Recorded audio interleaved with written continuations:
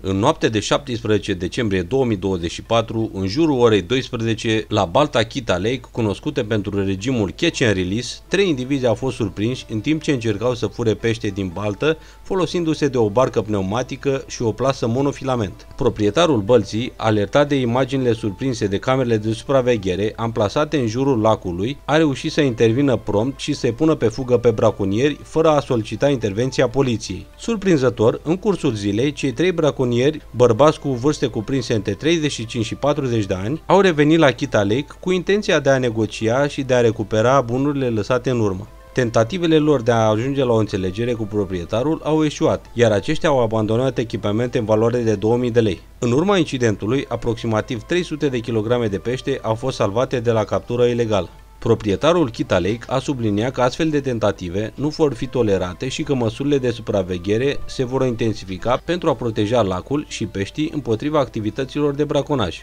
Balta Chita Lake rămâne în continuare un loc sigur pentru pescarii pasionați, iar astfel de evenimente servesc drept avertisment pentru cei care încearcă să încalce regulile.